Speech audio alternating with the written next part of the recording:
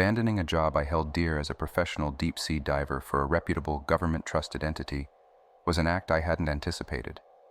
We salvaged, we blasted away the debris, mended the wounded vessels, and searched and retrieved the submerged treasures hidden in the ocean's abyss. Among us were the bravest souls I've known, men and women of unwavering resolve. Yet even the staunchest heart quakes at the sight of unspoken horrors, enough to make one abandon the sea forever. My memory is an archive of these nautical mysteries, hushed secrets carried to the grave by divers. An incident that chills my blood to remember occurred while en route to an assignment. A stubborn tangle had seized our propeller.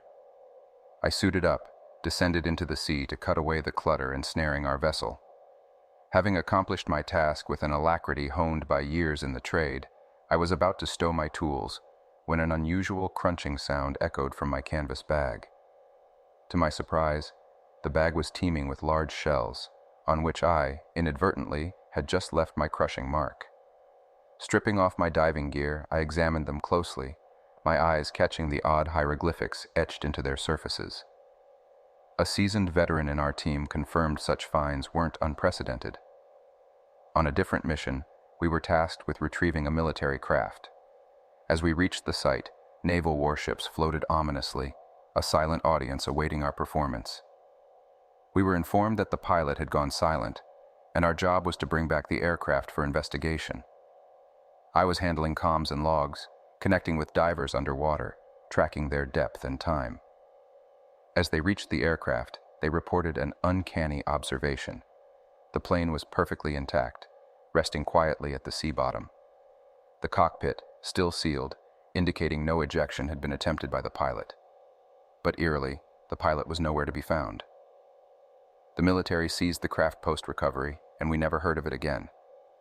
A peculiar phenomenon observed during a distant offshore demolition project involved an unexplained set of bubbles. As a diver exhales underwater, bubbles float up to the surface, giving a rough estimate of the diver's location. This day, however, an extra bubble trail had us puzzled. Despite the initial assumption of a current causing this, a fourth bubble trail started materializing, originating from afar and halting about 20 feet from the divers. When interrogated, the divers reported no anomalies. The eerie calm was soon shattered by a ghastly screech echoing from the depths, followed by a silence that seemed to grip us all. It's not uncommon to hear strange sounds underwater, given how sound travels in that environment. But this was different. Our unease was amplified when we noticed a surge of bubbles appearing in the distance, as if the sea was boiling. Upon closer inspection, it became clear these were not signs of boiling water, but myriad new bubble streams closing in on our divers. In the ensuing chaos, our supervisor ordered a swift retrieval of the divers. The sinister bubble trails were alarmingly close now, and the divers reported witnessing vague, shadowy entities in the periphery of their vision. The decision was made to skip the usual decompression stops and instead hastily escort the divers into our hyperbaric chamber. Fast forward to a harrowing expedition in the Bahamas, which happened to be my first salvage job. Working alongside a seasoned diver, we descended to about 200 feet, surveying the sunken vessel for potential rigging points. The diver was drawn to a damaged section of the hull and ventured a few feet into the ship's carcass. Repeatedly, I offered to manage his umbilical from outside the wreck, considering the imminent danger that lay within sunken ships. His refusal puzzled me. He insisted he was on the port side and hadn't entered the ship. When I reached out to grab him, it dawned upon me. The figure inside wasn't exhaling any bubbles. Whatever it wasn't breathing. I relayed the chilling finding to the surface. There was an unnerving silence before the supervisor's voice echoed in my helmet. "Both divers, get ready to depart from the bottom." On the surface, I sought more information from the supervisor, but he remained tight-lipped, only reiterating his unwillingness to expose his divers to extreme dangers. We promptly called off the salvage.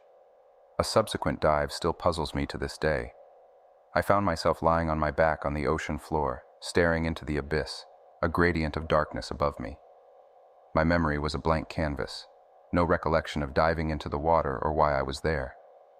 Panic set in as I realized I was immobilized, my body unresponsive. Over the comms, I could hear the surface instructing the other divers to locate me. How much time had I lost? As my inability to even shout for help sunk in, a shadow emerged from the void, growing distinct as it approached. The diver's voice echoed in my earpiece. "Found him." He gripped my harness, dragging me towards the diving stage. As I rolled over, a chilling sight greeted me. I had been laying on a mound of human bones. An unnerving encounter during a body recovery mission still haunts me. We were tasked with retrieving the remains of several missing World War II soldiers. Another diver and I descended with body bags. We located 3 skeletons and bagged them. On our ascent, the bags began to stir. Slight movement escalated to violent thrashing, bubbles spewing from 2 of the bags before they stilled. The third, however, continued to convulse. Back on the deck, we hesitated. Then finally, one of us unzipped the moving bag. An old, drenched man tumbled out, coughing up seawater. We stood, frozen, as reality slipped from our grasp. A sense of urgency propelled me towards the other 2 bags. Unzipping them revealed 2 lifeless men who seemed to have drowned. Despite our attempts at CPR, they remained unresponsive. The third man, miraculously revived, recoiled from us, raving about witnessing an eternity of burning. We locked him in a room and notified the military of the survivor. Within an hour, a military chopper was hovering above, ready to receive the bodies and the survivor. We placed the corpses back in their bags and handed them over.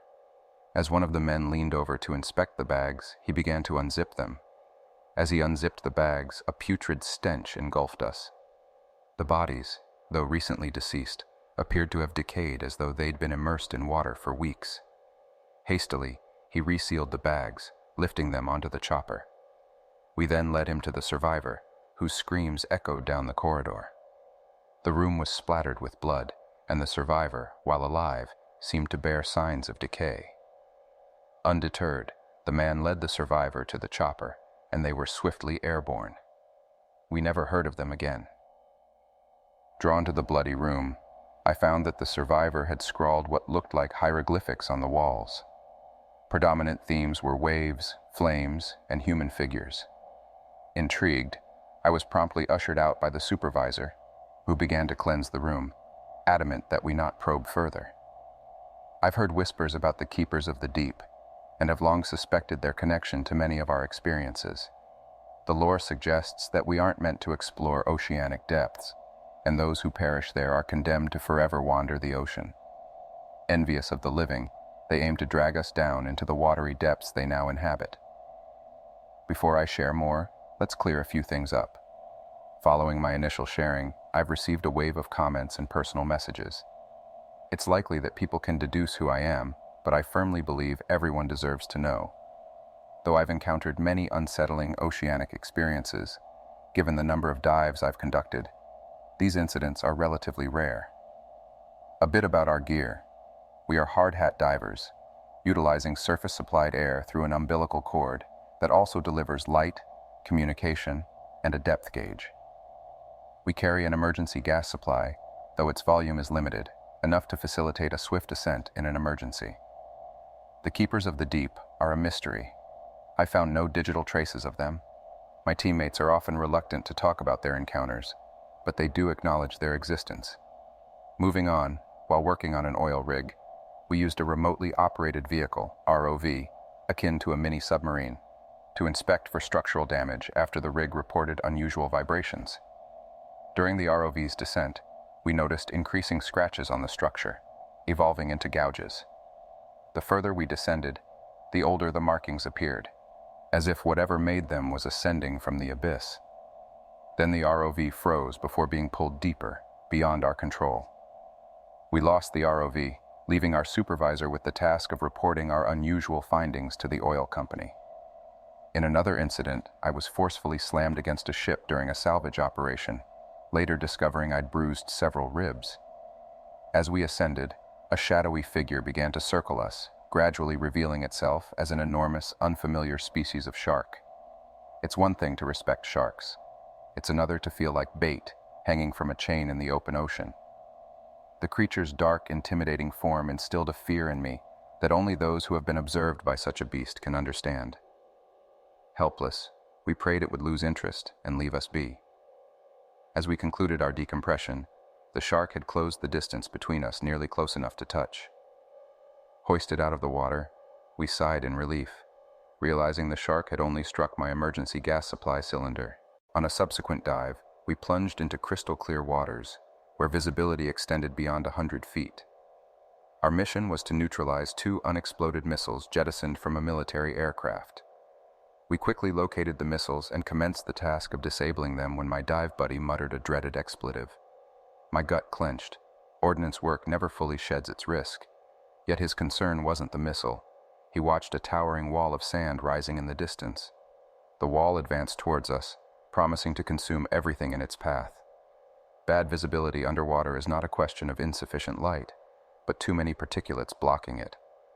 When the wall of sand hit us, the world fell into profound darkness, obliterating sight to the point I couldn't see my hand against my faceplate. Amid this darkness, a metallic scraping echoed around us. As abruptly as it came, the sandstorm receded, revealing pristine waters, but the missiles were inexplicably gone. During a volunteer job following a bridge collapse, we were tasked with recovering vehicles and bodies. We systematically lifted vehicles from the riverbed, a harrowing task filled with grim discoveries. Families who never escaped their sinking vehicles, or even worse, those where the adults escaped, leaving their children behind. On the 4th day, we discovered several empty cars with their doors open, a hopeful sign that some people had escaped. But when preparing a minivan for removal, my fellow diver began tampering with my rigging. As he explained, he was checking the van for bodies. A cold dread filled me. When I turned him to face me, I could see his fogged faceplate. I leaned in, a decision I regret to this day. The diver was deceased, his face a horrid sight of decay. Panic surged as I scrambled backwards, my umbilical cord entangled in the rigging gear. Meanwhile, the deceased diver was disturbingly still focused on the minivan, dragging one of its passengers into the dark depths. This was when I began to question my suitability for underwater work. Despite these terrifying experiences, I continued diving, but the thought of seeking safer employment haunted my mind. The ocean, its depths filled with wonders and horrors, is not always meant for us to explore.